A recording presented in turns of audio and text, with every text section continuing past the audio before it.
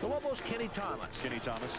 Kenny Thomas gets the start at center, rated one of the top 15 high school seniors in the country a year ago.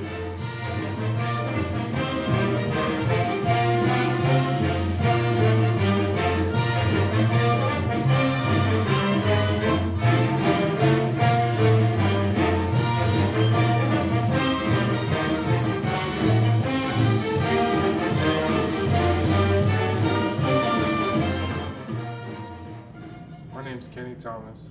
Went to Albuquerque High in '95. Won a state championship in '95. Decided to come to UNM for college, '95 to '99. Got drafted by the Houston Rockets in '99, 22nd pick in the first round. Ended up playing in the NBA for 11 years. Skinner attacking. Nice pass. Thomas. Oh! Numbers. Looks like a cavalry charge in blue. The flip to Thomas by AI. Fancy. Now I work for NBC Sports California. I also do Channel 7 News, KOAT7. I'm their sports expert. Kenny Thomas joining us here on the tip-off. I'm actually from Douglasville, Georgia, which is like 30 minutes outside of Atlanta. My dad was in the military, so we ended up getting stationed in Fort Stewart, Georgia. That was the first place. My dad ended up getting stationed in Germany, Nuremberg, Germany. So I was there for like 6 or 7 years. Then my dad got transferred to Fort Bliss, which is basically the base in El Paso, Texas. I was there for middle school, then high school, and next thing you know, I ended up in Albuquerque.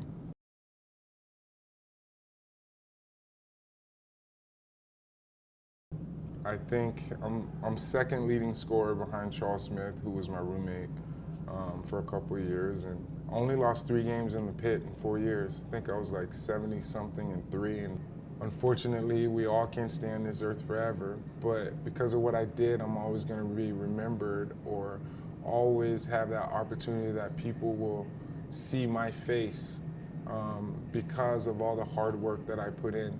These kids nowadays need to realize you put in the hard work, there's great reward at the end, right? To where you're always gonna be remembered. The Kenny Thomas Foundation is for disadvantaged youth, right? I'm always trying to give back to the community and help grow and support that. If it's basketball, if it's football, whatever that sport may be, I'm the type of person that's always willing to help kids because they need some kind of guidance. And people look up to me, kids look up to me. Being the person that I am, me being able to help people in general, as far as character and helping build that up, giving back is one of the biggest things ever. And the way I was raised, in order to receive more blessings, you got to give back.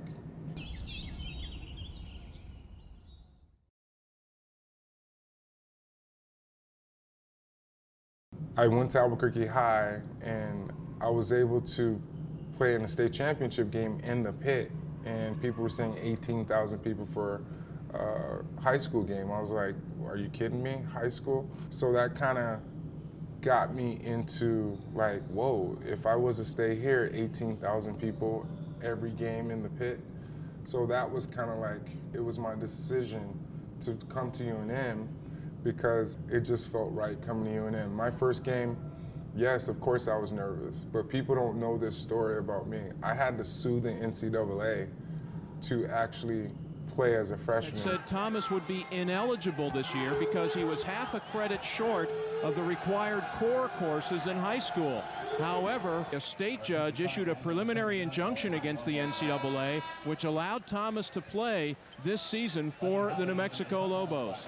But then I ended up being able to come and play, and it was nerve-wracking. I might have been a big man, but at the same time, I could dribble. I could put the ball on the floor. Things like that I just worked on a consistent basis throughout my 4 years. There was a couple big rivalries. Rick Majerus in Utah. Utah was the top dog. They had Keith Van Horn, Michael Doliak, Andre Miller.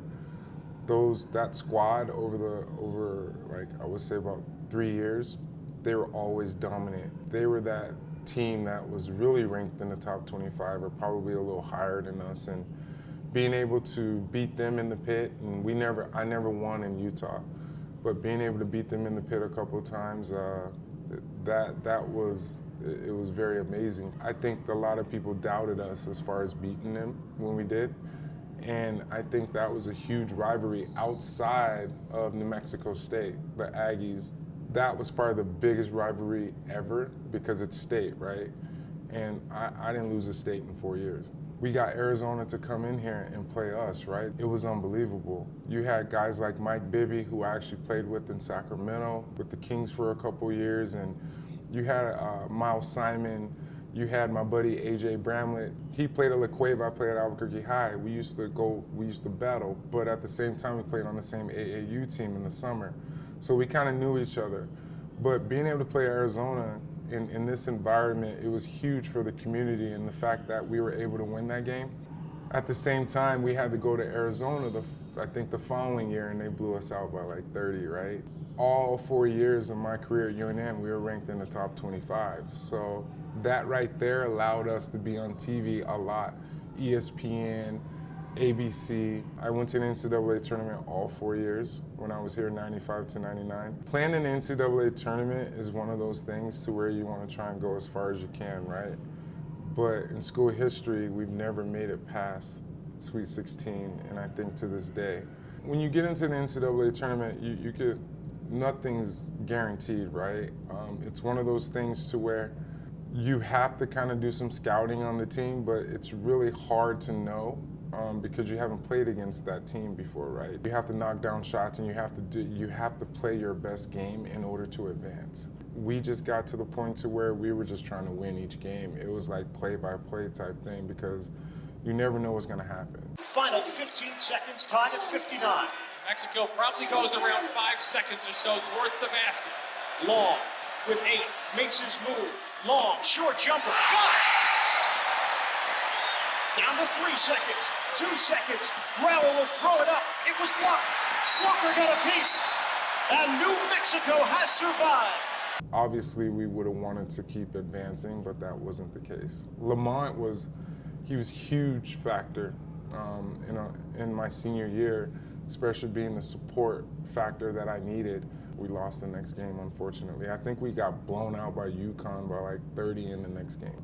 There's been a lot of great players that have come through here, but Lobo basketball needs to get back to winning on a consistent basis, and I think the community has kind of drifted away from that as far as Lobo basketball. Kings looking for their 13th straight here at Arco Arena. They have been red hot as of late. Thomas, right at Kwame Brown. Boy, did he make that look easy. It was easy because Kwame Brown took the little head fake. When I was in Philly with Allen Iverson, it felt like we were the home team in LA because that guy's like a rock star. He was just one of those guys that just commanded attention and he drew people because he was that guy that was like 6 feet tall that could pretty much do anything. Used to see Allen obviously on TV. We were hoping to get past K-State like we did, being able to play Georgetown.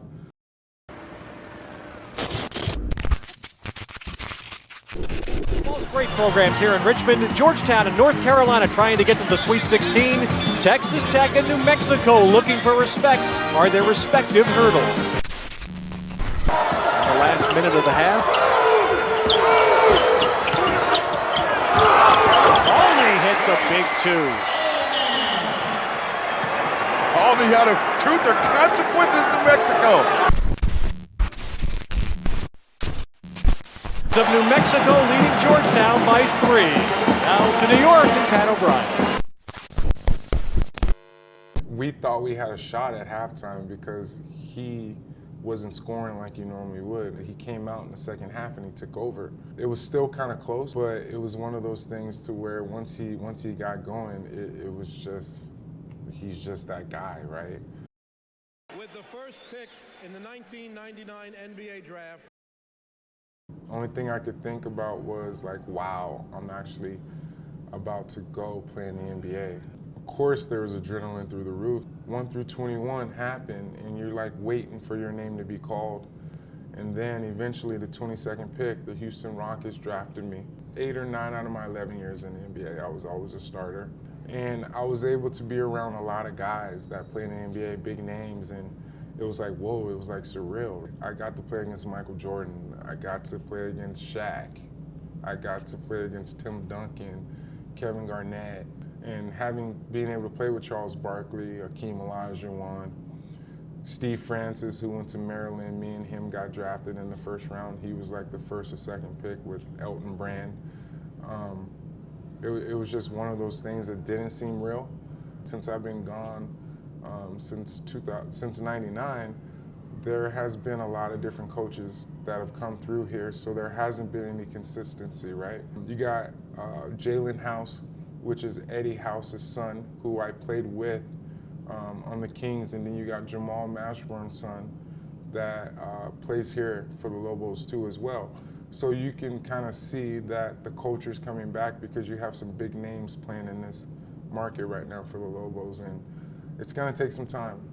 You're going to have to build it back up, but it's there, and it's just a matter of when.